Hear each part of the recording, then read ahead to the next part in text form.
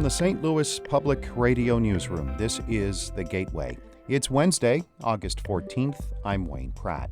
Ahead, a group will meld Western and Eastern musical traditions during a concert Saturday in Webster Groves. The urge to be able to merge in with that sound and to be able to sound different, not just traditional. Combine the nuances, take the best of both. St. Louis Public Radio's Jeremy Goodwin reports on the multicultural mix of Todd Mosby's World Fusion Ensemble. First, the news. St. Louis police say they are frustrated and angry about receiving little help in solving the murders of children.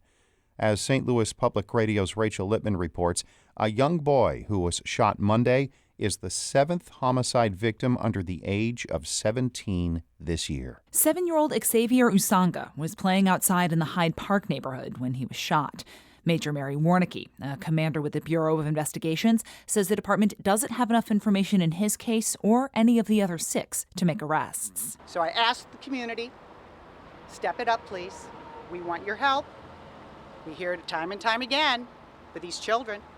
They should be going to school today, and they're not. Warnicki is urging anyone with information to call Crime Stoppers or homicide investigators directly. 4 kids under the age of 17 were killed in all of 2018. I'm Rachel Lippman, St. Louis Public Radio. The Missouri Department of Elementary and Secondary Education is trying to encourage more sponsor oversight of charter schools. The State Board of Education heard an update yesterday on the evaluation process. President Charlie Shields says although it has improved over the years, there's still plenty of work to be done. What you put in the standards and principles of quality sponsors, if they were all doing that, we wouldn't have some of the charter school performance that we have right now. Shields says even though some charter schools meet the terms of their performance contract, they are still underperforming. That's because the sponsors set the bar too low. This is the first week of classes for many children in the St. Louis area. St. Louis Public Radio's Ryan Delaney visited a preschool in Afton yesterday to capture the start of school for the region's youngest students and their parents. Dan Baker peered into the classroom after dropping his daughters Camden and Autumn off at preschool, holding a third child in his arms. I'm all right right now, but probably when I walk out the door, it'll probably be a different feeling. But so far, so good, you know. Tears ran down the faces of a few of the 203 and 4-year-olds on their first day of school, but Baker's daughter Autumn quietly played with blocks while classmates hugged parents goodbye. They were pretty excited. They have been wanting this for like a year or so now. So Baker says his daughters were very particular about picking out their backpacks. A unicorn for Camden and one that says LOL on the back for Autumn. I'm Ryan Delaney, St. Louis Public Radio.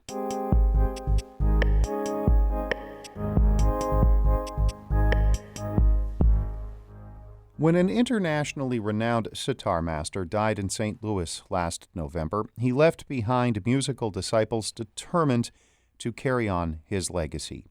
Ustad Imrat Khan was originally from India but lived in St. Louis for the last 26 years of his life. He was an artist in residence at Washington University. 4 musicians who have applied his teachings to music from around the world will perform Saturday at First Congregational Church of Webster Groves. St. Louis Public Radio's Jeremy Goodwin has more. Missouri native Todd Mosby has made it his life's project to fuse jazz with the classical music of northern India, a genre based on a series of established rhythmic patterns and melodic forms. As a guitarist studying with Ustad Imrat Khan about 20 years ago, Mosby realized he couldn't play the music he heard in his head with just a guitar, so he created a new instrument, a hybrid of guitar and sitar. It allows me to play chords. Plus I can pull.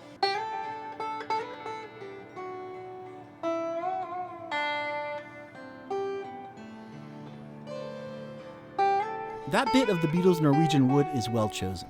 It's the song with which George Harrison introduced sitar to Western pop music. Ustad Imrat Khan was Harrison's first sitar teacher. For the concert, Mosby recruited Seema Kasturi, a practitioner of the vocal-heavy Carnatic style of southern India, and Farshid Etniko, who plays hand percussion and tar sometimes described as Persian guitar. They've never all played together before, but during a rehearsal at Kasturi's house, they tap into their shared training in different Indian styles to work out song arrangements and even build spontaneous compositions on the fly. The scale just to see.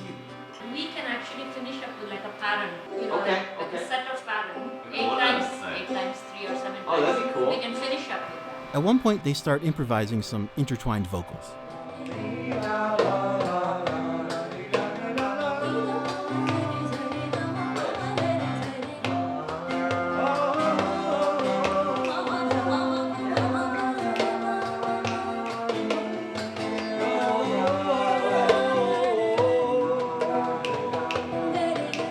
What appeals to me is precisely what we just did.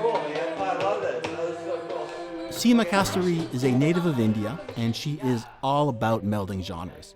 In the past, she's combined Carnatic singing with pop and hip-hop. The urge to be able to merge in with that sound and to be able to sound different, not just traditional. Combine the nuances, take the best of both. That urge is shared by Farshid Etniko, the multi-instrumentalist. He was born in Iran and lived in France before settling in the U.S. His musical influences read like the well-worn pages of his passport. And I had the chance to play with a lot of different musicians, European musicians, gypsy musicians, jazz musicians, and blues, of course. And later on, Latin music, music from Cuba, music from Puerto Rico. The through line, he says, is the spontaneity of jazz. What is, I think, really important in my music is the improvisation and the jump in the unknown, like what's going to happen next. That's a question they keep answering in this rehearsal as they polish up Mosby's songs and piece some new ones together.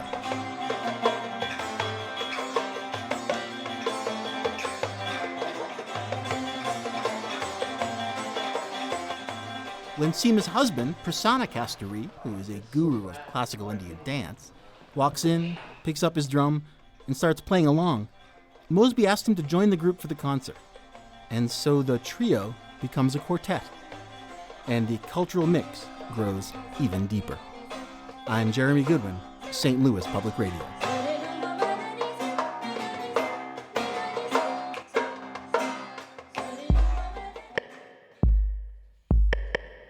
Our David Casares edited that report. Shula Newman is the executive editor of St. Louis Public Radio. Music by Ryan McNeely of Adult Fur.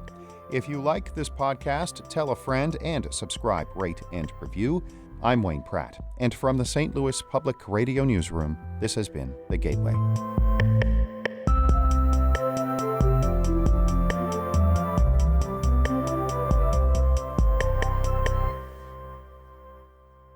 Support comes from Mosby Building Arts, a design-build company committed to remodeling the right way. Visit callmosby.com to get project inspiration for any room of your house.